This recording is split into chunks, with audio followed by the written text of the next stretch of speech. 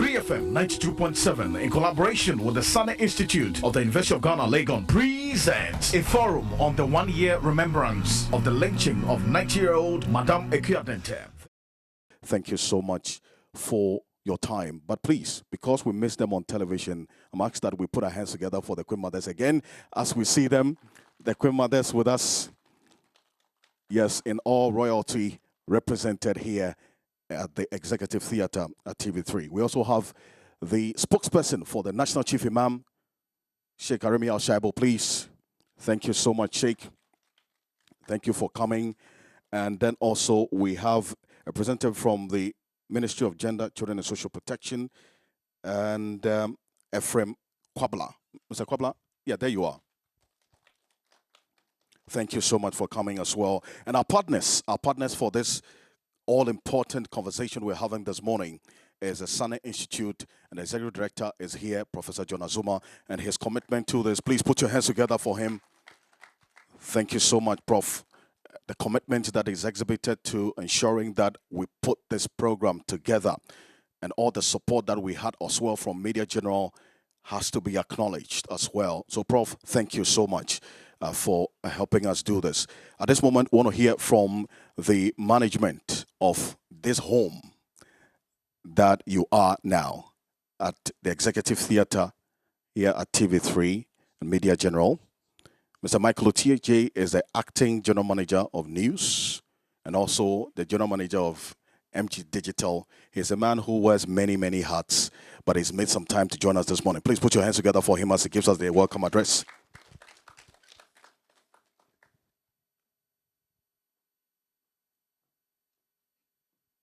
Thank you very much, Alfred.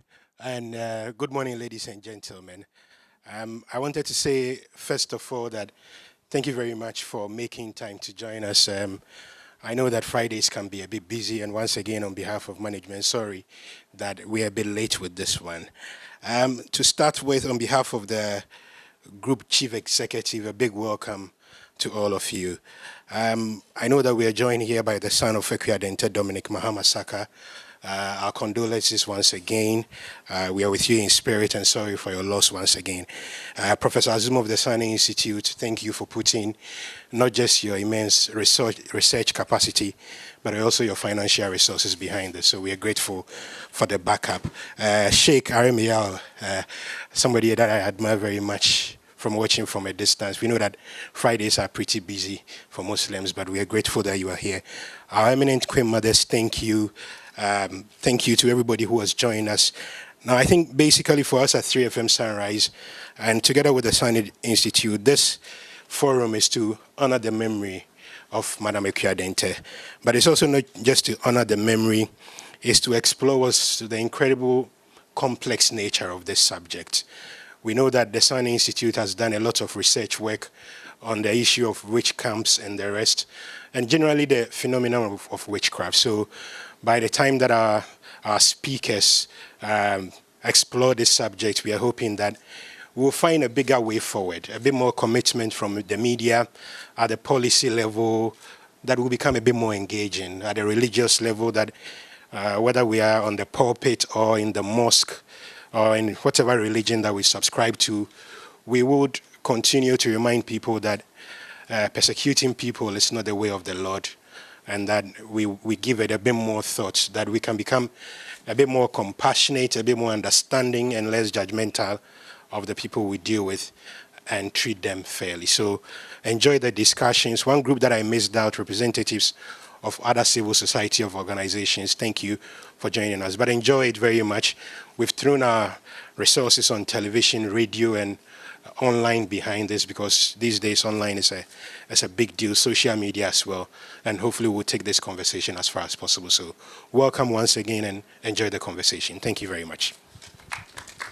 Thank you. Please, let's put our hands together for Mr. Michael Otiej, Acting General Manager News and also General Manager MG Digital. Thank you. Thank you so much for welcoming us officially to your home. Appreciate it. Now, how many of us didn't join the hashtag Never Again when this happened 365 days ago? Never again. Women are not witches. You know, the emotional response that we got after this incident. But 2 months later, maybe less, we all went to sleep.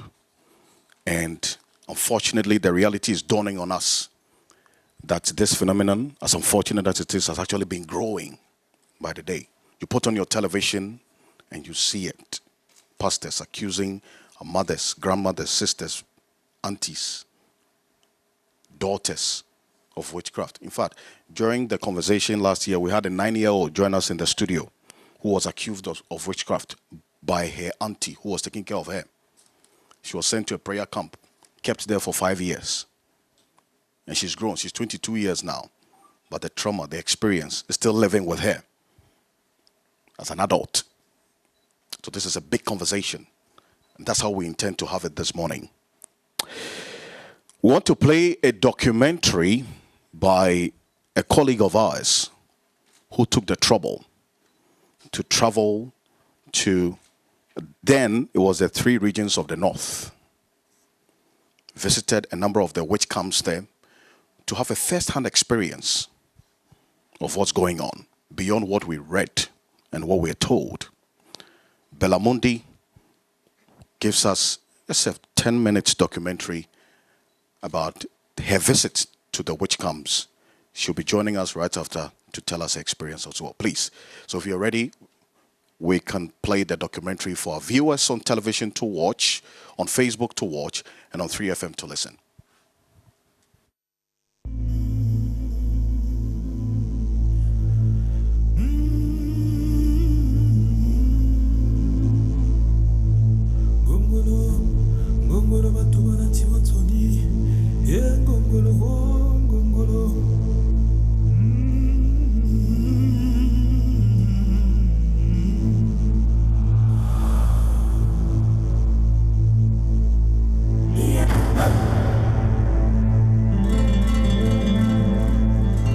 Azum Adelma Kanda Banda could allow me to the young Kaptava to mana.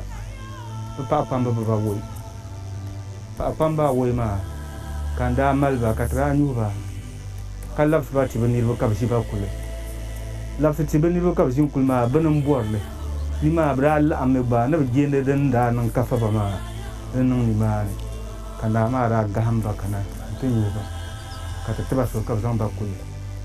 To me, Papa Mbembe Pima, Lalaka Kanaka to Nuba. They cannot to me. Kabe Pimo only to Buron took out a sword. Shep me some government to Lavra. Kabe di Wahala. So young Papa Mbembe Mamma, Yel Mangale, Wahala Badira, but given no so. A bilat to noon. Yili Dan and Shevan Benny and song the back of Dira. Those who the woman campusing at them Benma. Diri man campusing at them Benma, Ben Shadow down and Kappa. And tell the Dracuno. The Monkunya Naj in Zone, Katum He Capuyan and Tinger and Nanda. How can you feel Tira? Niman and Galantama, Talo Pamba. Zulab and Mabatuna Tenunda, to take the camps man. The community Tarba. What done is Africa Zamuka, Kata Omalo, Dunkin. Wait to Burakala so buntu. Kangwin Kuma, Yumpi with Adam Kamen Kubonta. The Zuniaza, you in the Pune, Mundikagu. Don't come Baman Captain to not be Wahalani, the woman Gana Katabi. Those who in a bunkani to whom will yet to Am Pipam Nins on the Pontial Kanama, Dapun Sulanti and now Sugum Palma. Those who Pipam Nin Kanani to the Tongue of Fukum Shil de Wahala, you quoted Dunia Woman.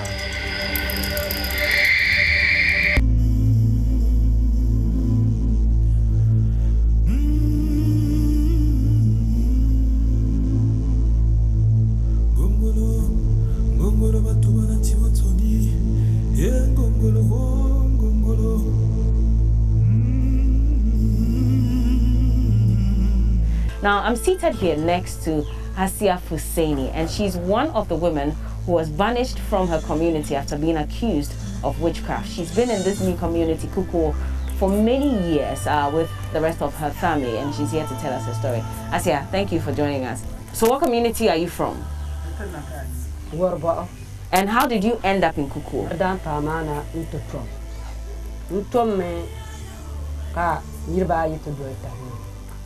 son kan ma ka yene mane ji ma yelam bayele lemo drama muno yongwa mi muno bana shinta mi muno yeto ashirkan mi repen shishiyel ko ti yana mana ne etam man yeba yingona fulande ti anya ka ti yang mana mo ne yiba ne bayele tesoro bi tamani o kana ta on karata po mama ngama ukulu oya to ne changna yang mana ka sa an lo bra lo bakwa na pae tamala baminen bien me ke kan bezan mai lo kana ban shi ba kuna tesoro ma ya ba amane omina ni ya ndaba yimi zama inta na yimi.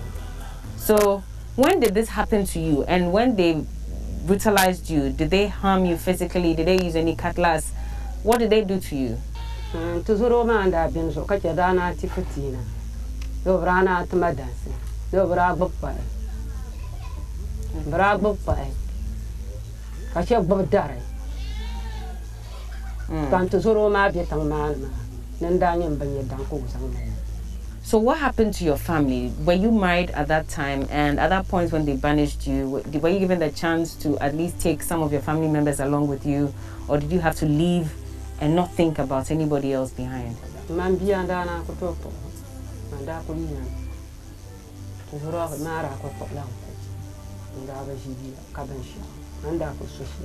So how did you feel when that happened to you, and what were you going to do at that point? Starting life all over, how were you going to manage?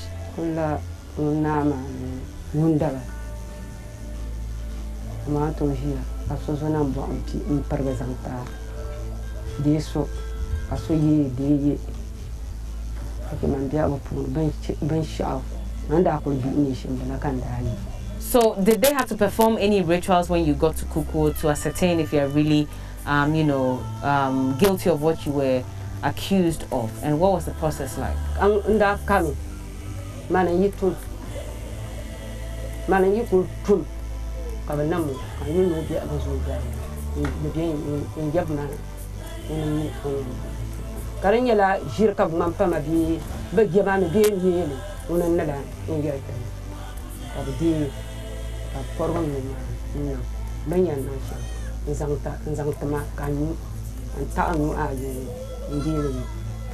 What was the concoction? What was it? Was it blood?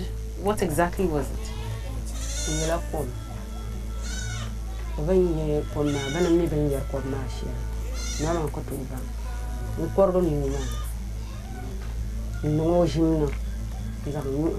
So after the rituals were done, and she mentioned that she was not a witch, and of course the rituals would determine if she was or not, what happened after?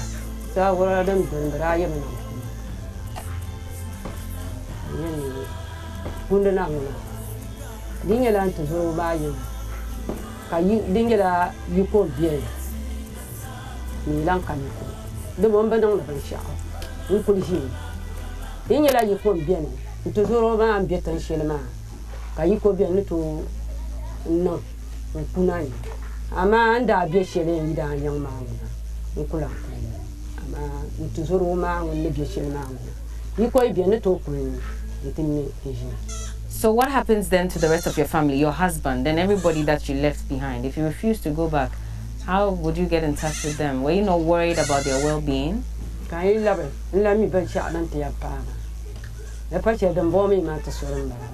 How do you feel currently? Do you still feel sad about what happened? And if you had your way, how would you change what happens to women in communities?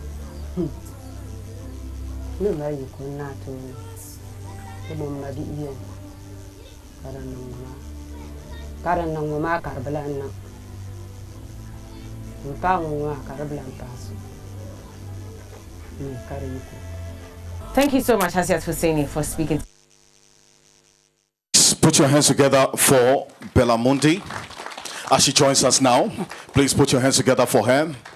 She took the trouble together with the team to go up north to have this done. beyond what we saw, Bella, tell us, what was that experience you had coming face to face with what we read and see on television? Well, thank you so much. And I mean, this is a very laudable idea to have a conversation about this. It's important that we do. And so good morning to everyone. And thank you for this opportunity.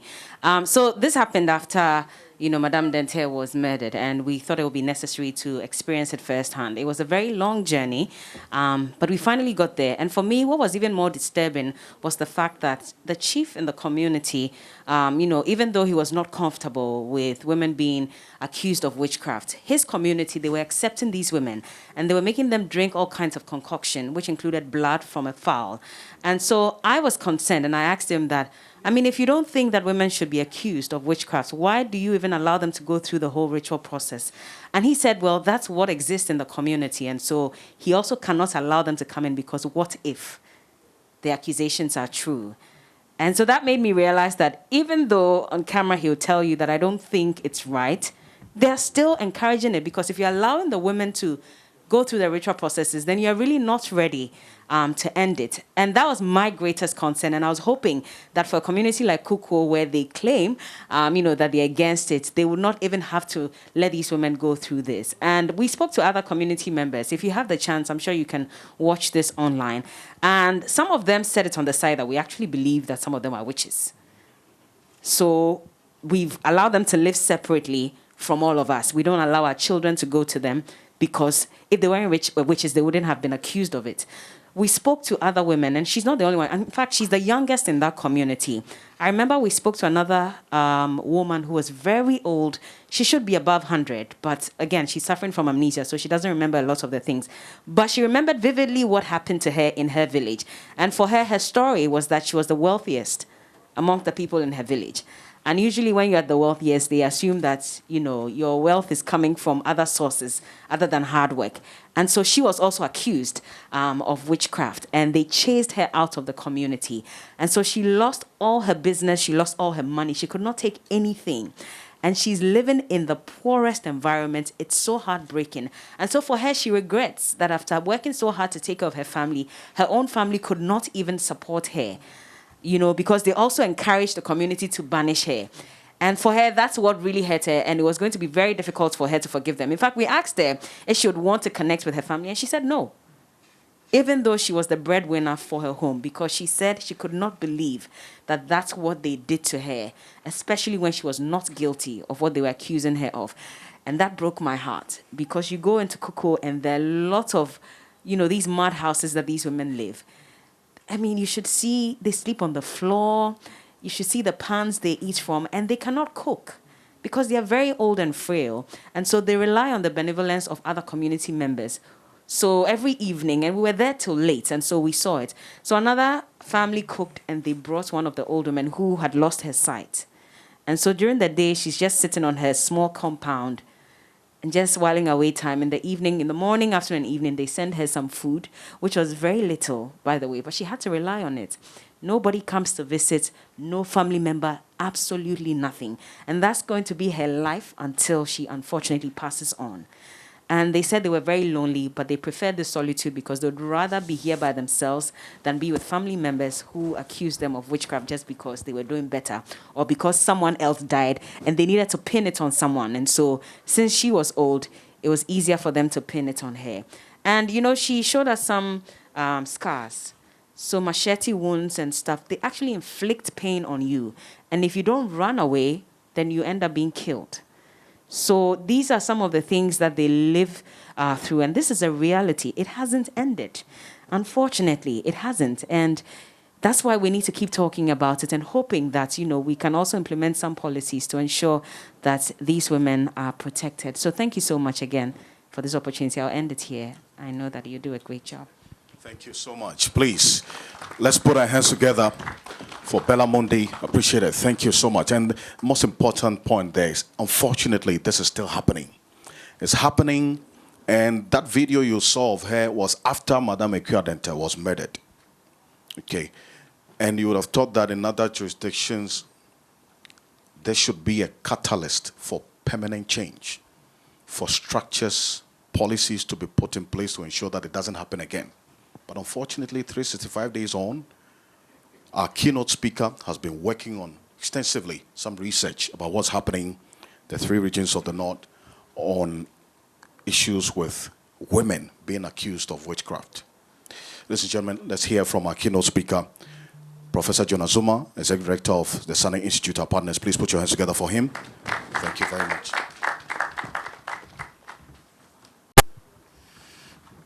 Thank you. Thank you, Alfred. Thank you, Media General, for this partnership. We really appreciate it. Thank you, Sheikh Rumayao, an old colleague and friend. Thank you, Madam Irene from FIDA, and also from our gentleman from the Ministry of Gender. This is a very important topic. As the previous speakers have said, after the lynching of Madam Akua Denteh on the 23rd of July, this was followed by another attempted lynching of Madam Mary Ibrahim on the 29th of August. And that happened in Sumpini, also in the West Gonja district area. These incidents have happened, and there was a lot of outcry at the time. But as Alfred said earlier, and Bella also said, everything went quiet after that. When everything went quiet, we decided to do something about it from the Sanneh Institute. We went to do some research, and we visited all the camps in the northern region. And I just want to share a few of some of the findings with you. Like Alfred said earlier, in other places, this kind of incident will be it will lead to serious changes. You all, I guess, would have heard of the George Floyd incident in the United States. It catapulted America into serious soul-searching conversations. And they had to make the House of Representatives pass a law, a law was passed in the name of George Floyd, called the George Floyd Justice in Policing Act, to deal with police brutality. This is how change happens in society. That tragedy leads to change. In Ghana, the tragedy, people talk about it, and it ends there, and nothing happens. And when that happens, the only way to get the change to happen is civil society. George Floyd, it took civil society to demonstrate regularly on the street, to make noise for this to happen. And I want to submit that unless civil society organizations and the public and the media keep an eye on this, nothing is going to happen. So some of the findings that we came across was that the camps, as we said, are all located in the northern region, the former northern region. People talk about it's in the north, it's in the north. But we don't know where these camps are. They are all in the former northern region. There are 5 camps, and we visited all of them. Again, one of the startling findings was that of all the victims that we found in the camps, and we listed the victims, we talked to them, we sent some research assistants, they gathered the data. When we gathered the data, the 95% of the victims come from 2 ethnic groups. 95% of the victims in the camps come from 2 ethnic groups. That is the Konkoma and the Dagomba ethnic groups. Again, it's very important that we know this and we know how to tailor our education to these areas. There were some from Mamprusi, from Bimoba, and all the other areas. That doesn't mean that there are no accusations in the other areas. There are a lot of accusations going on in the Upper East, in the Upper West, throughout Ghana, as Alfred has said. But the women in the camps, this was the demographics that we found out there. Nearly all the victims, contrary to what people say, nearly all the victims want to go home. They want to leave the camp. But some of them is anger, is the pain, is the bitterness. They feel betrayed. They feel like their husbands let them down. Their children let them down. Some of them, their own children accuse them. How can I go back to that child again? So they are there with anger, with bitterness, with trauma. What we saw on Akua Denteh and Madam Mary was horrific. The physical injuries, we saw that. The women I met in the camps, you don't see physical injuries. Some of them will remove their clothes and show you the scars. But for most of them, the injuries is psychological. You see it in their eyes. You see it in their demeanor. They are traumatized. They are angry. They are bitter because they don't know what they have done to deserve that. And so the pain that you see there is deep. And one of the visits, I went back to my guest room in Tamale, and I couldn't sleep. I was laying there, myself traumatized, looking into the eyes of those women. This is how the place is. Nearly all the victims are accused by family members. And one other thing is common there. Most of these victims come from polygamous homes, where the polygamy, the institute of polygamy, where the rivalry, the jealousy, I was raised in a polygamous home myself. So I know what I'm talking about. One woman's children are doing well, another woman's children are not doing well, and the one whose children are doing well is a witch. So you have all of these things happening there. And the polygamous institution is also part of the whole complex matter. The priests themselves compared themselves to doctors. They say, look, we are medical doctors, like doctors. We sit here, they bring the women, we treat them. Some of the women we declare innocent. But even the family will not accept them back. Even when the women have been declared innocent or they are treated, the family said they don't want her back. And sometimes, like we said, the women themselves are so betrayed, so angry, they don't want to even go back home again. So you find that also there. So there comes like Kuku. I asked the chief at Kuku, I said, so Kuku has become the dumping ground of women that society doesn't like. And he said, yes, unfortunately, that's true. It's like a dumping ground. Quickly, one of the things that I want to say also is that the camps are not closed. Women, they go and come. So I wondered, why can't they just get up and go? They can leave anytime they want. But the problem is that psychologically, they cannot leave. The women, unless they perform the final rituals, they cannot go. And sometimes, in some of the places, the final rituals cost money. They don't have the money. And even those who want to leave don't want to go home. And they don't have the means to leave to another community. What can they do? So they are trapped in there. So psychologically, the women themselves are very trapped there. One of the recommendations that we have made some recommendations, and I'll quickly mention them. We've made the recommendation on relief. You've heard that the women, what to eat is a problem. What to drink sometimes is a problem. Relief is very important. Relief is very important for these vulnerable victims. We saw some of the women in Gushegu, they go to the market, sweep the ground after the market, and they gather the millet, the beans, the rice, the corn, they gather it all together with the sun. And they take it home. They put it in water, and they separate them one by one. That is how these women eat. And like you heard, some of them were very successful back in their villages. They were trading. They were doing well. And they have been put in this situation. So the women, they need help. However, the help can also be a problem. Because in some cases, some NGOs will go and build some structures there. They go and do major things there, which is good.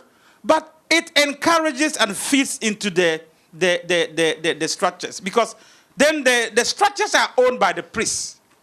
It's their property, and the camp will be there perpetually. Sometimes, too, the relief aid is taken there, and it doesn't get to the women. It's seized from them by the community. One community, a borehole was dug for the women, and the community seized it from them. They can't even go and fetch water from that borehole again. So the relief has to be smart, and what we recommend is that we should prioritize relief and support to those who can go and want to go to settle in different communities. When we said that we have been getting calls from some of the women who want to go and settle in different communities, and it's about a rent, it's about helping them with a rent here and there, and we are helping them to go and settle in different communities. That's one of the areas we can do. Education is another area of recommendation. Education is very important, that we need to educate our people to understand the causes of their problems. First of all, the education, if you go up north, I travel down the road very quickly. One of the accusations against Madam Akua Denteh was that there's no rainfall. And because there's no rainfall, the youth don't have jobs, and they have to attack this poor old lady. When you're coming down from Tamale, even before Tamale, from Walawale, you will see that on the roadside, there are tons of bags of charcoal. Where are those charcoal coming from? It's coming from the trees, the few trees there. You cut the trees, we burn the charcoal, bring it to Accra, bring it to Kumasi, and sell. And when there are no trees, it affects the rainfall. And when there's no rainfall, we go and blame the old lady in the house. So we need to educate people. Sometimes basic sanitation. Look at all the young girls in Accra doing Kayaye. They come from the northern region. When we harvest the trees, and it's the women who suffer the most. They are those who have to come here and fend for their lives. So there are a lot of things. The road is not good. The young person takes a motor. When they are riding on their motor, they feel that they are invincible. And you even see that in Accra here, when they ride the motorbikes. Whip, whip, whip, whip. They go and hit something, they die. Then they say it's an old lady in the house that has killed them. They will not blame the road. They will not blame the one riding the motorbike. It's the old lady. So again, we need to educate people to know some of the causes of these things. The last but one recommendation is legislation. Like we've said, in some places, this will be a cause for change. This will be a cause for change. We are calling for legislation to be passed to criminalize witchcraft accusation. We sent a petition to Parliament. Last year, in the heat of the murder, the Speaker of Parliament made statements that they were working on the legislation. We want to follow on that. Finally, reintegration. Reintegration is very important. We are praying that the chiefs, if the chiefs can do work on reintegration, if the chiefs, the traditional priest told me, they said, look, if the chiefs themselves will make a declaration that any woman who they have performed the ritual can go home, that the women can go home safely. And except those who are angry and bitter that they don't want to go. And I don't blame them. I don't blame them. But there are some of them, if the chiefs make a declaration that they are allowed to go home, they will be able to go home safely. So again, that is something that we need to work on, reintegration.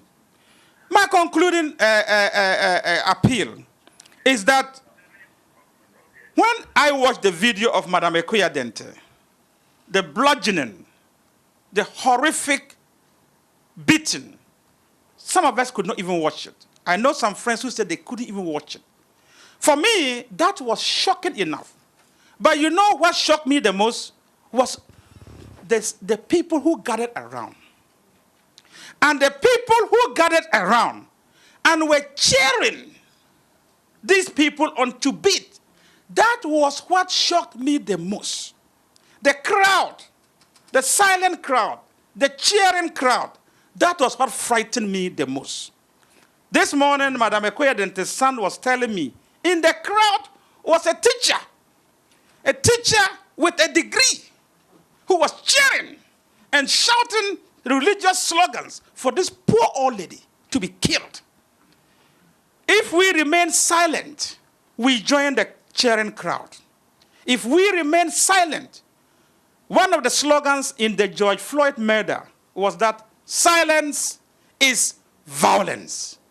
We cannot afford to remain silent as Ghanaians, as civil society leaders, as queen mothers. If we remain silent, we join in the violence. We pray that Madam Akua Denteh will be the last victim, of this kind of horrific belief. And it is my hope that you will join with us and we campaign for the law to be passed to criminalize witchcraft accusation in Ghana. Thank you very much.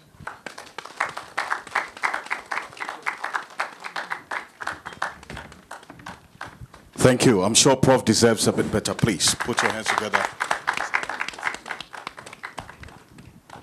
Thank you so much, Prof. Appreciate it.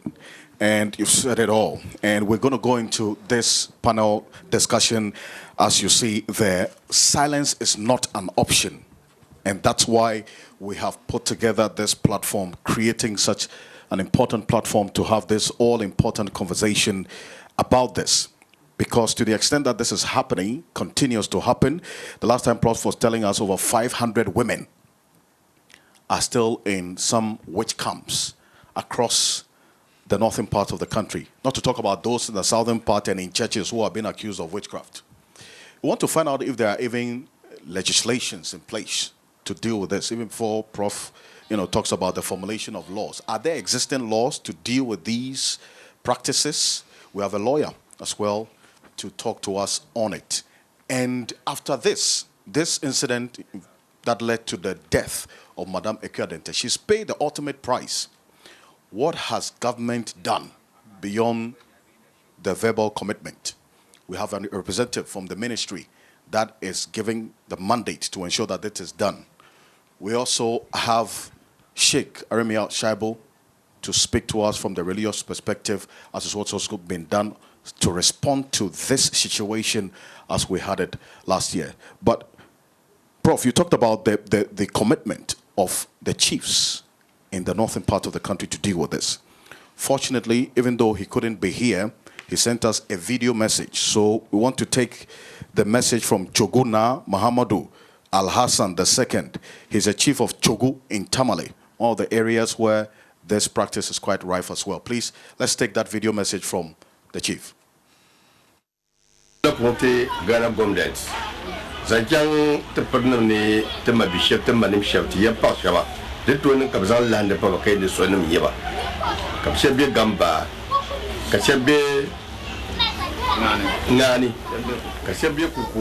conditions of alleged witches at the witch camps in the northern and northeast regions are not the best.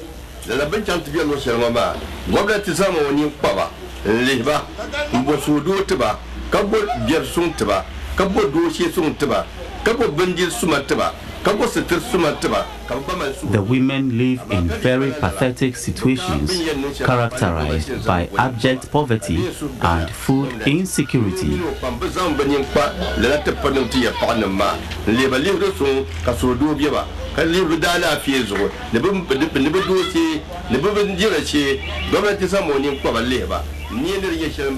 They are hungry.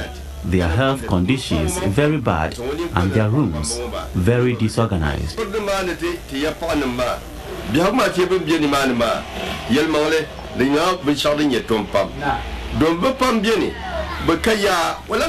Government has a role to play, especially in ensuring their security, safety, and comfort.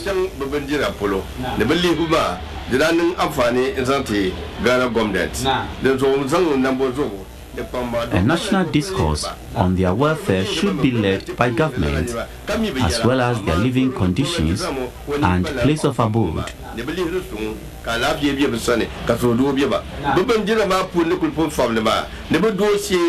These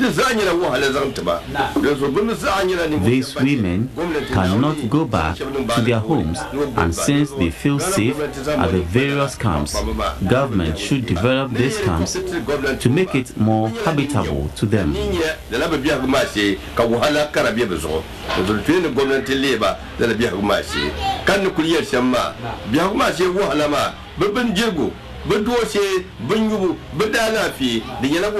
Finally, this, I think, is long overdue, and the time to act is now.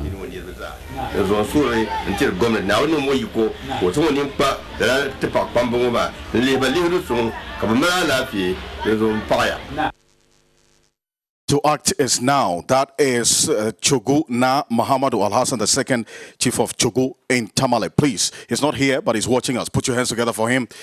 Thank you. Thank you. Thank you very much. Now we go into a panel conversation. They're already seated as I introduced them earlier. Let's start off quickly. We'll come to you, the audience, for some questions. So for those of you who are watching us on Facebook, it's 3FM 92.7 streaming live on Facebook, as well as on TV3 Ghana on Facebook. Also on 3FM 92.7. You're watching us on TV3 as well. Let's start off with you, Irene. So are there existing, even before the regulations, lawyer, that Prof expects that be put in place to respond to this, are there existing laws that can check this phenomenon of women being accused of witchcraft, lynched, losing their lives? Yeah, there are existing laws, but I think that we need a specific legislation. As he said, we need to pass, I think, Witchcraft Acquisition Control Act. That is a specific problem that needs a specific legislation to curb it. And let me thank Prof for his work and TV3 support for throwing light on this. As FIDA, we are there to fight for women, and seeing Prof being so emotional and ready about this, I'm touched. I'm available for any legislation drafting or anything. Wonderful. To support. Please, let's put our hands together for FIDA for this support. Support this, yeah. But then we also have constitutional provisions that we can evoke to protect. We also have provisions in the Criminal Offences Act. Specifically, I think that Section 314A of the Criminal Offences Act of 1960, Act 229, it says that a person who sends to or receives at a place any other person, so those who are sending, those who are receiving, it's a chain.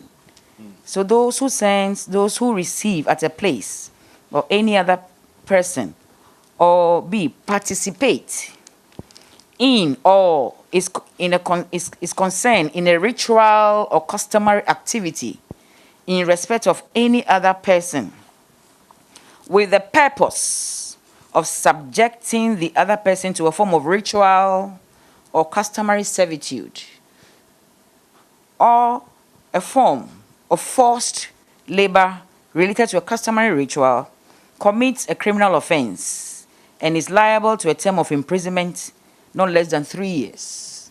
Not less than 3 years. Not less than 3 years. So I appreciate that there is a problem, and those camps are there trying to solve the problem in a way. But if you look at this act, those camps are clearly crime scenes. They are crime scenes. Now, that problem is a social protection problem. So the Ministry of Gender, Children and Social Protection, they need to rise up quickly with the social welfare. They have the national mandate to ensure that if a population or a part of our population is encountering violence or threat of violence and they need shelter, they have every right to ensure that we have a shelter for these women so that they can at least run to. And then that shelter is regulated properly. The ministry is supervising those that are in charge of those shelters. I mean, the Domestic Violence Secretariat, they have all the procedures and authorization and certification or whatever about those places that people can run to in case there is violence and other things. But those camps that we have, as we speak, they are crime scenes. And I think that, yeah, they need to be abolished immediately. The government need to establish proper shelters. And you see, the shelter comes with a lot of regulation. There will be psychologists there. They will go through that. As we speak, there isn't any objective analysis as to who a witch is. And even before the law, as we speak, we don't take spiritual things to court because the judge cannot ascertain what that is. So it has to do more of political will and understand that the population, a part of our population is being abused and violated, which is unconstitutional in part. So in summary, I will say that we have constitutional provisions. Article 15 and 17 talks about our rights should not be, violated. We should live in dignity. 17 is against discrimination. If you look at the women, majority are women. They are of a certain age, and other factors that the Prof spoke about. It could be even property that they are fighting over. Absolutely. And they will just accuse you. They have to just look at your face and say that you are. Sometimes it depends on the role you play in the dream of someone. Exactly. I mean, if so there is no objective analysis as to what really this is. So if I don't like you, I can start the rumor around town, and then the men will jump on you and throw you to wherever they are. So I think we should be serious about our citizens and show concern. And then we'll pass this particular act. And then the education will have to go down. So, as I said in summary, we have constitutional provisions that should be protecting. We also have international protocols and conventions as far as human rights are concerned, and our Criminal Offences Act. We also have provisions in it. Even the assault, we have criminal assault and battery. So there are laws that can currently protect, but as I said, we need a specific legislation. So specific, please put your hands together for lawyer. This is very enlightening. The law cannot determine who a witch is, but then people are determining who a witch is by either looking at the person's face, how wealthy the person is, or the role the person is playing in someone's dream. If you are killing the person, you are a witch. If you are serving food, you are not. Imagine if you are giving the person money, you are not a witch. But if you are pouring water on the person, even lack of rainfall is as a result of someone. But the law is responsive to society, isn't it? Yeah. It reflects what's happening in society. How come that this is going on? Lawyer, we know it. It's an age-old criminal act. Yes. But the law has not responded to that, even with the existing laws that you talk about. Yes. How come we haven't prosecuted anybody? Yes. And usually the law also has procedures. Somebody has to file a complaint. So what we have to do immediately is to get a group of volunteers that are willing to prosecute matters like that and support and advise and direct. That if, and you know, I wasn't capturing clearly the language of the lady that was interviewed. The monitor is far away from me. I couldn't read the translations, right. But I could gather that a group of men just came for her after she was accused. Absolutely. Yes, of that. And as the law has just cleared out, those who came, those who accused, those who captured, those who took, they are all in the chain. I see. So the domestic violence units will also come in because most of the accusers are family members. And whenever you are in a domestic relationship with somebody, you fall under the Domestic Violence Act. So the combination of the Domestic Violence Act as well as the Criminal Offences Act could be invoked to help these women. So if there are observers that are concerned, the Domestic Violence Act allow anybody with information of the crime to file a complaint. You don't need to be a member of the person's family. You don't need to know the person. But if you're observing a crime under the Domestic Violence Act, especially that is being perpetrated between family members who are in a domestic relationship, you can file a complaint about the crime, and then the police are allowed to investigate. I think that if we see some few prosecutions, it will calm down. Whilst we try to work on the specific legislation. Wonderful. Lawyer, thank you. There are some people who are standing trial for Madame Akua Denteh's murder. Prof will give us an update on what's happening with that particular case. But Mr. Ephraim Kwabla is representing the Ministry of Gender. So since this thing happened, I mean the murder of Madame Akua Denteh a year ago, what has been done to ensure that at least we start a conversation, or at least putting permanent structures, systems and policies in place so that, I mean, well, it's happening, so that we don't stop it, we stop what's going on? Yeah, I first want to commend Prof for the hard work. It's rather unfortunate that in this time of our generation we are having such a conversation like this. But then, even prior to the unfortunate demise of Madame Akua Denteh, with the help of SHRAJ and an Action Aid, the ministry was able to close 2 of these witch camps and then aided with reintegration. And then after, upon the demise of Madame Akua Denteh, we had a national consultation meeting, an emergency meeting, of which Prof himself was invited, and then we had stakeholders from all relevant authorities present at the meeting. Right after that, the sector minister with the committee on the Parliament Committee on Gender and then Children paid a working visit to these areas in the northern region, including the deputy minister and then the chief director of the ministry. And then upon that, some recommendations were made after conversations have been had with the inmates over there. And then the minister proposed or streamlined structures, such as putting them on the LEAP program so that it will help improve their living standards, and also made some donations and other things. But from the research that Prof did, you would notice some of the recommendation is what education and sensitization, which is priority on the ministry's agenda right now. Through its agencies and departments, we are doing serious sensitization on this practice, and then using our regional offices in the regions, especially under the Department of Gender, every platform we get to make sure that we sensitize communities that are affected, and even those that are minimal. But then it happens everywhere, in every community, every sector. We have this witchcraft accusation, so there's a need for us to sensitize, and then we use these offices as well. And also, we had a national stakeholders meeting again with training, collaboration with UNFPA just last week with Queen Mothers, and then we trained them. And then one of the issues that were tabled to be sensitized on was the witchcraft accusations, and come up with guidelines, strategies, and frameworks to be able to address this phenomenon. Mr. Kobler, I just want to just come in a bit. So at what point does the ministry consider education as enough? Because you see, this thing has been going on for so long. Yes. Ignorance of the law is no excuse. There are some people who know exactly what they are doing, that what they are doing is wrong, and they claim ignorance of it. There are some people who believe that this is the time to introduce the cane and whip them in line, and not allow them to hide under the cloud of ignorance that they don't know what they are doing. When they were killing Madame Akua, they knew exactly what they were doing.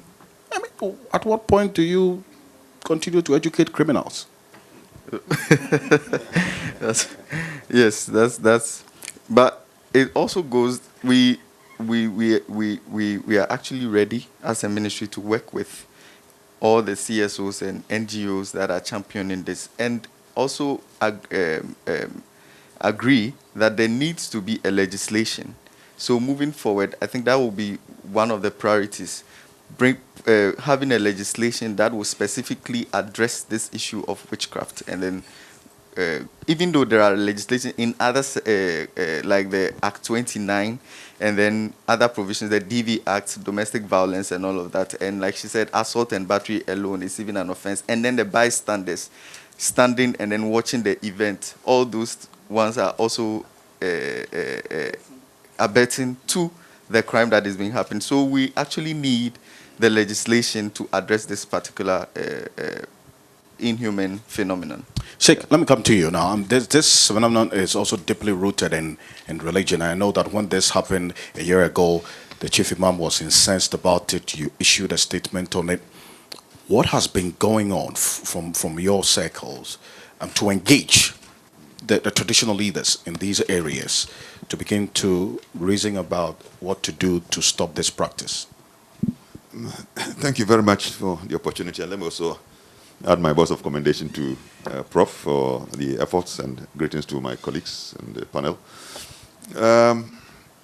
Really, I remember very well, it's about a year ago, and I was standing at the GBC when we did our virtual Eid celebration. That is the platform on which I had to really speak the mind of Islam against that kind of treatment that we saw meted out to that very innocent woman. Something we find very reprehensible and very condemnable, objectionable, something that as I view it myself, I can see in the plight of Auntie Akua Denteh, in her plight, I can see my own mom, my own mother. I can see my own mother probably going through that kind of ordeal. Like it's been said, once you don't have the empirical approach to be able to say this is that or that. So how were people able to determine that this is a witch or this is that? And that is the danger of it. So I think we are all at risk. My mother, your auntie, your daughter is at risk. Any day somebody just decides that he wants to accuse her, he can, and then the most horrible and awful manifestation of how society will act is what we saw on Auntie Akua Denteh. Yeah, that's exactly what we saw. And I think the threat is against all of us. From the Muslim point of view, I think what we have been doing is just to use the pulpit. I cannot say that there has been any direct or deliberate program, but that is to use our teachings about the protection of human life and the respect for the sacredness of human life. For example, around this time when we are celebrating, we use the Prophet's testamentary message. But like he said in one of his speech that your life, your dignity, and your property is as inviolable as this sacred day of yours. In other words, so if you are a Muslim, then you hear this, that as a people, when you are living, the blood and the life of any person is inviolable, like the inviolability of the sacredness of Mecca, for example. So it's something that we need to continue. And this brings to my mind, I think I like this idea where we must be deliberate. I'm thinking about anti-witchcraft accusation campaign. Anti-witchcraft accusation campaign, which comes at different levels. One of them is to fight for legislation. But legislation is not enough. Witchcraft belief is an entrenched belief. It's metaphysical. The people believe in it, and it's perpetual. It's there. Once it is a long-term ancient mindset, and it cuts across the whole large society, thinking that just law will be enough will be a bit on the low side. So we look at it at two levels. Once it is a mindset, what should be the approach for us to deal with it, such that no one can just rise and then be accusing people, and then those who will fall to it now will face the consequence. Well, that's when the law there must be a way by which we are able to monitor such accusations and get the law enforcement agencies to be informed. There must be a certain system within society, certain volunteers, for example, who are there once they have the intelligence that a possibility of accusation of witchcraft is there, then we set the monitoring system in place to ensure that once it happens, all those connected with accusations are already caught by the net, including those who did the act itself. But let me say also that I was worried, and I think that we must emphasize this, that those who were actually exacting that kind of horrible treatment to this 90-year-old woman were women. Yes, we saw it in the video. That's true. But I think we need to educate ourselves, because I know, according to my belief, no, women represent a certain attribute of God, of his compassion, his affection, and that are special attributes.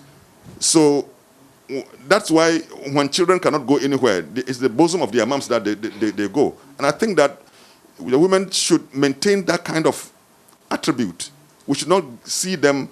I would have loved to see that it is an irresponsible man who was doing that, so that I can be able to, but say that, look, the man is wicked. The man is wicked. It's callous. It's callous. But we need to really get our women also not to be the tools that are used in the accusation or in the exaction of that kind of horrible and awful treatment to fellow women. I think religious leaders and chiefs and opinion leaders in society need to be brought on board. Yeah, because these are the voices that are heard. The chiefs, for example, are the repositories of our beliefs and values. So if it is part of their belief, then you can see a certain contradiction. Even as you make an attempt to deal with the issue, it's an entrenched belief, and the repository of our values, the one who holds and preserves our value, believes in it. Absolutely. Believes in it. So if you don't get those who matter in this thing, society the way it is, you get somebody to police station, and then before the chief himself is coming to relieve the person. Thank you. And that's something we saw. Thank you, Sheikh. Please put your hands together for Sheikh. That's something we saw. I just want to say something briefly. Lawyer. Yeah, the law will not take away the beliefs of the people. But what it will do is to regulate their behavior in respect of the belief. For example, if there is a provision that says that if you have suspicion of somebody of being a witch, your first step is to go and report to the nearest domestic violence unit. That is how it works. So the law will not take away the belief, but it will regulate your behavior if you have that suspicion. Because you yourself, you are going to take the person to probably the camp for the chief priest to diagnose the witchcraft. So you only have suspicion at that stage. And your duty then is to report to the nearest police station or the domestic violence unit so that the woman is not quickly attacked on the spot. Thank you. Thank you very much. Lawyer, I'm going to come to you, Mr. Kwabla, on this, because you mentioned at a point that when the perpetrators of the crime are arrested, you have the chief and the residents actually massing up. We saw it when a 19-year-old school dropout who says he's a witch catcher was arrested. And the chief and the people in the area massed up at the police station demanding his release, even though he was beaten and violating people's human rights. When the law comes to their aid, they resist the law. So I'm going to stay with lawyer a bit because of the earlier question I asked about. At what point does education end for us to start whipping people in line with the law? Lawyer. As for legislation, it only helps to regulate behavior, as I said. For example, we have the Criminal Offences Act, but does that mean that there are no criminals in the country? Yeah. So, but at least there's something to fall on. And then if you make the choice to behave in a particular way, then there is an implied consequence that you are willing to go to jail. So it's a choice at the end of the day. Right. Yeah. Thank you very much. Mr. Kwabla, there was a proposal by the ministry when this happened that they were going to turn the witch camps into care homes. Yes. That's one of the things that the previous... Shelters. Yeah, devoid of the kind of... Devoid of the human rights violations. Yes. How far have you gone with that? Because, like Prof said, most of them do not want to leave the camps. So then how do we make sure that their living situations and conditions are proper per human rights regulations? So those things were, those recommendations were made, those structures has been drawn by the ministry last year upon the visit. So work is being done to see how best the place can be rehabilitated and restructured and possibly renamed. And also I would like to add to what lawyer is saying, which is a very important point with the legislation. But personally, in my point of view, if we want to really curb this, the legislation in itself has to be a strict liability offense, in my opinion, so that where with in implementation of the legislation, we wouldn't have where prosecutors will have issues with actually trying to develop, trying to come up with elements that form the offense. But if it's a strict liability offense in its drafting form, where you accuse somebody and without any reasonable grounds, you just accuse somebody and you cause harm, whether a threat of harm or whether fear or pain to the person in one way or the other, that legislation should be able to strictly address the issue without you. It's just like defilement. You defile somebody, the court is not going to ask whether you intended to do it or not. You've defiled the person, please go. That's it. Like, this is the kind of like legislation that would help really address this problem on its feet now. Thank you. Thank you very much. If you're watching us on TV3, we're live also on 3FM 92.7, also on 3FM 92.7 on Facebook, TV3 Ghana on Facebook. This is an honest, soul-searching and reflection that we're having this morning. 365 days ago, Madame Akua, the 90-year-old, was lynched. She's lost her life. She's paid the ultimate price for this conversation. Unfortunately, 365 days on, we haven't seen any far-reaching permanent structures and policies, systems to ensure that this does not continue. We continue seeing, reading about women who are continuously accused of witchcraft, and nothing is done about it. And that's why today A year on, Media General has created this platform to have this all-important conversation. Next, we have the son of Madame Akua Denteh, now the late Madame Akua Denteh. Her son is here, Dominic Mahama. Please put your hands together for him. He is going to just tell us briefly. Dominic, thank you for coming. Thank you. All the way from the north. Salaga is here this morning. Thank you. Tell us what's happening. How's the family doing as we speak? Actually, we are very grateful for what has happened. That's the will of God. I would like to, first of all, the family is doing well. We are coping, we are managing, and things are going on. Although we cannot forget, when I entered this studio and I saw my mom, actually I was shocked. And I would like to thank the organizers of this program for their immense contribution, and also in remember of our late mother. We actually appreciate it. Our second thanks goes to the government for arresting the culprit, although the case is still in court. And I cannot say much because the court will determine the outcome of it. Thirdly, I would like to thank the media, especially TV3, for their immense contribution for what they have done. Actually, our mother died as a result of accusation, and TV3, and we are very grateful to them and the media, especially one of their correspondents, Mr. Amako, who is Christopher Amako, who is following the case and is also doing well and is supporting us always in the house, and we are giving every information. Lastly, our mother died. She should be the last, the first and the last of this witchcraft accusation. So we are appealing to the government, the media, the stakeholders, everybody, the imams, the malams, and everybody, the civil society, NGOs, that this canker, this barbaric issue should be a thing of the past. Our mother should be the last.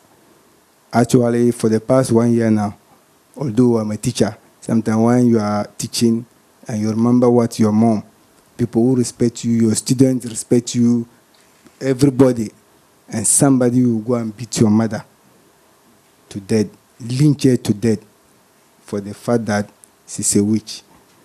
It's never the best. And we are praying that a law, we all are praying that a law must pass. Not for my mother, she has gone, and we can never get her back again. But others should not go through that trauma. Where people are there, the community, there are a lot of them. Sometimes during war, most of this thing will pass away, leaving the old ladies and the women. Some of them will refuse to marry and they will live in the community. So we are praying that a soul will rest in a perfect peace. And I also thank the organizers for inviting me to come here. I actually appreciate it. And everybody that has made it possible to be present here, and in memory of my late mother, Akua Denteh. May the soul rest in a perfect peace. Thank you. Thank you very much. Please, let's put our hands together for Dominic Mahama. Thank you. Son of the late Madame Akua Denteh. Thank you so much. Now, accepting that, like mother paying the sacrifice for this with her life. Unfortunately, this continues. That's how sad the situation is. But we're hoping that just what you have said and what people have watched you and heard you say today will be the catalyst that we need to have that urgent response to address the situation that we're all confronted. We want to come to the audience now. You've heard them. If any of you have any questions you want to ask, I have a couple of them, but this is the time for you. You can put up your hand. The microphone will be given to you. I see Kosami already. Your hand is up. You can ask the first question. Yeah, that's the person next to you.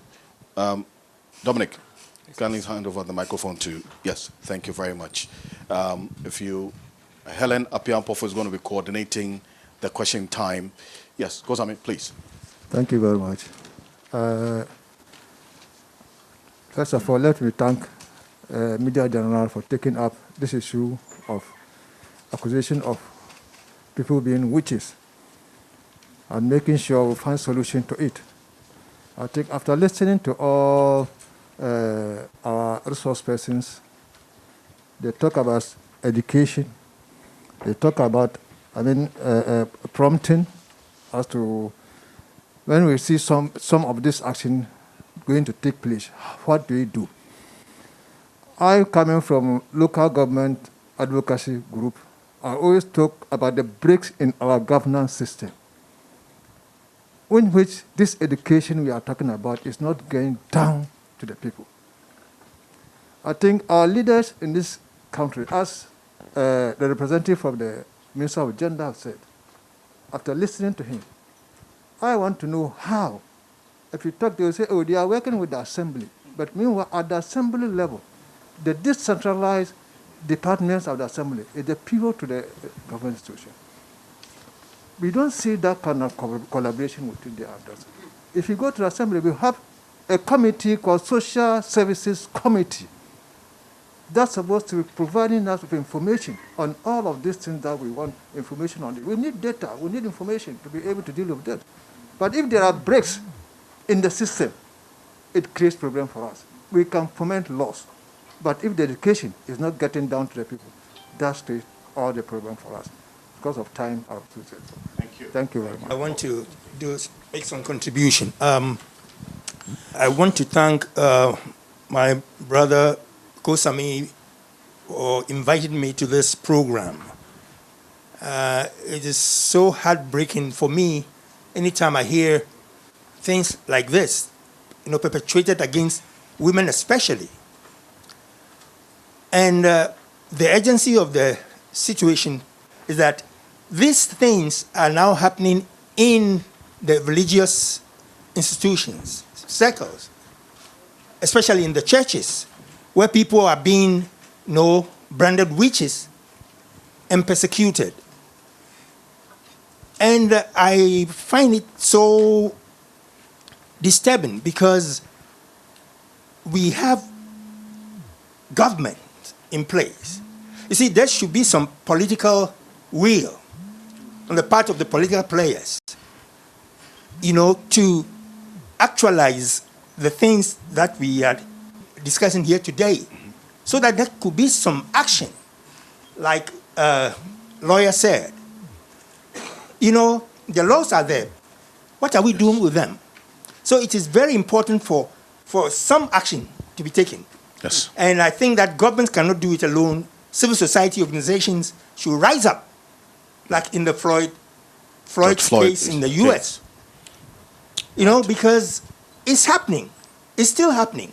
And when I see the religious institutions, which are supposed to be liberating institutions, to liberate us from physical and spiritual bondage, who have themselves become perpetrators of these things, is so disheartening. Something must be done. There should be some political pragmatism. And others, all of us, should rise. It shouldn't be just talk, so that we can do something about it. I thank you very much. What's the name, please? My name is Fred Agobli. I'm from the local government advocacy group. Thank you very much. Thank you so much. We have one next person behind you. And the point you make about leadership is everything. And these conversations, we would have it, yes.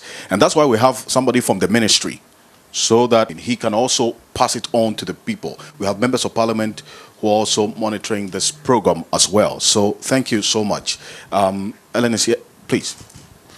Yes, I think it's still morning. Good morning.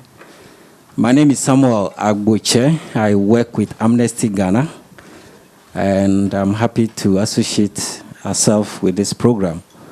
Of course, since the demise of our mother, we have put together a coalition of civil societies against witchcraft accusation. and related offenses. So, Council, I will go for witchcraft, accusation, and related offenses. That was the recommendation by the Coalition of Civil Society against witchcraft, accusation, and related offenses. Of course, Sanneh Institute is one of the members. Amnesty is a member, and others. I was in Kafaba myself, in the midst of the death of our mother. I led the investigation team from Amnesty International. We were the first institution that visited the community even on the day of the funeral.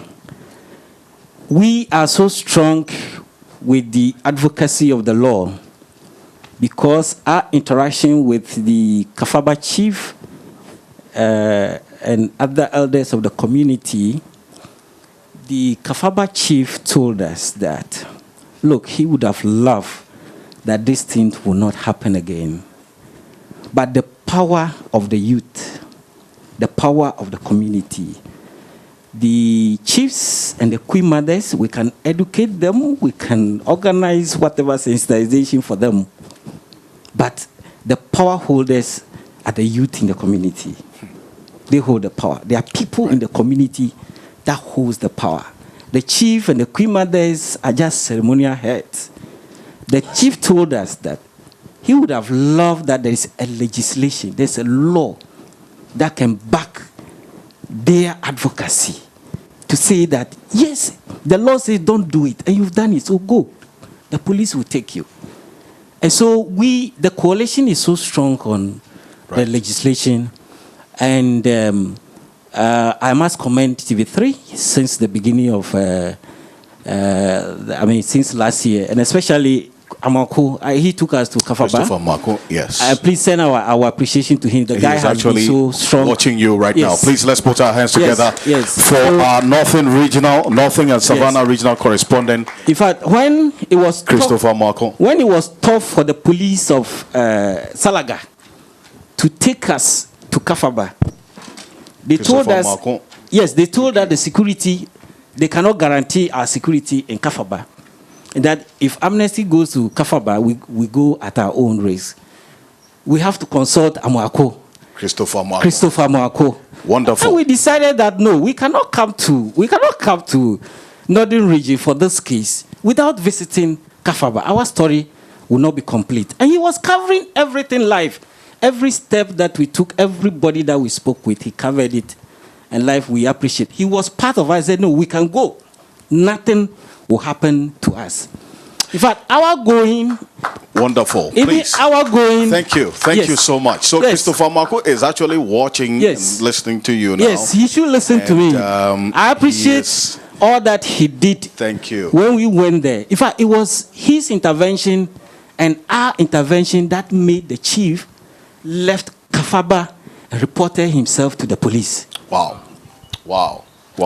Please, can we do this again? Let's. we can't appreciate him enough, Ellen. Thank you so much. There are questions, but I just want to get responses from Sheikh and then Zakwabla as well. Yes, so Sheikh, you please give us, because thank you very much. I may have to quickly leave you now because today is Friday. You're going to pray, and we accept that. Yeah, I think I'm excited about this idea of putting together a certain kind of network of action against this. And I'm trying to look at the scenario of this sexual harassment, how it was done, and now men are very careful when they get too close to any woman.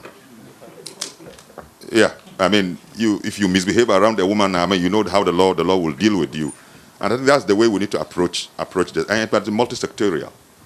Yeah, and you can find that it cuts across sectors of our society. And those relevant stakeholders need to be put together, and deliberate program of action need to be put together, both in the short, medium, and long term. That there must be a period within we are telling ourselves that by so and so a period, this is how we want to see our society with respect to witchcraft accusation. I think that anything less this, for me, will mean that we'll still be speaking our big English, will go back and sit down. I mean, you can imagine, I mean, we have a whole ministry for gender, and you are still trying to see what has been done. I mean, so more practical to have dealt with the issue. You can see that at the heat of it, we make noise, but after some times it dies out. And I think that we must really bring the issue to the center of the society, and to say that never again should this thing happen. But the process to take it to that destination is an all-inclusive approach that we need to identify those who need to be brought in. And then let's see that this anti-witchcraft accusation campaign now becomes more successful. Thank you so much. Sheikh Arimi Al-Shaibu, please. Thank you. Let's put our hands together for him. He's going to leave us. He's the spokesperson for the National Chief Imam. Thank you, Sheikh, for coming. And Zakwabla, there was a question to you. If you could just respond to it briefly, and Ellen will take some more questions. Yes. I think it was a question on local government, collaboration with local government. And the ministry is constantly working with local government. Probably maybe in the district level you wouldn't know, but mostly everything that the ministry does at the regional or the district level is in consultation with local government, and then it goes down, streamlined down like that. And also, like a lawyer mentioned earlier, to put up a shelter needs human resources, because like we all, through the research, we've come up with the fact that most of them have become traumatized, have some psychological issues. So we need to have clinical psychologists to assess their living conditions, their situations, and also bring other expertise on board to make sure that we have a good living situation to move away from the current status quo. So it's like I mentioned earlier, it's the work that is tabled on the topmost priorities of the ministry, and then work is being done on it. Thank you. Wonderful. Thank you so much. Ellen, any more questions? Yeah. Yes, sir. Thank you very much. I'm Reverend Elijah Winnie Abu, a student from University of Ghana, and former chairman of the Presbyterian Go Home Project in Gambaga Witch Camp. Speaking from experience, I want to make a comment on what our brother from Ministry of Gender, Children and Social Protection, you made mention that you are thinking of restructuring and renaming the witch camps in order to provide care and so on and so forth. From experience, I will add my voice that we need to be very cautious. In fact, when we say witch camps, it's not only the structures where the women live that we call witch camps and so on. Witch camps are more or less like sanctuaries. Witch camps, every witch camp is attached to a shrine. So if you interview most of them, they will tell you that they are running sanctuaries, but not camps. And so we have to be very careful when you are thinking of renaming the place. The custodians of the camps need to be consulted. This is very, very important. I remember when I was the board chairman in Gambaga and a district minister of the Presbyterian Church of Ghana. In fact, the Presbyterian Church of Ghana started this initiative for a very long time, since 1960, to address the issue of witch camps in Ghana. And so it came to a time, I think the previous government wanted to do something. Okay. From the office of the First Lady, they decided to put up certain structures. In fact, when you are going to Gambaga, you are entering Gambaga at the outskirts, on your left-hand side, you see the buildings over there. In fact, they wanted to provide very nice accommodation for the women, workshop for them, even school for their children, and so on and so forth. A lot of things. Okay. But unfortunately, they couldn't do proper homework with the custodian of the camp. So the conversation now is about the homework that you have to do. Exactly. So the ministry, and Prof, you also talk about this shelter. Thank you. Prof, a quick one on the shelters and then the consultation. Yeah. Come to lawyer for our final comments. Yes. Thank you. I think the shelters issue is very important, and I thank also for mentioning that. The camps are around shrines. And like Madam said, in fact, these camps can even be described as crime scenes. if you go and restructure it, what message are you sending? You are restructuring it around the shrine, and the shrine owner is the one who controls the camp. You cannot come and restructure it and tell the shrine owner what to do. Are you going to affirm the practices that is going on there? Are you going to support it, or are you not going to support it? If you support it, what message are you sending?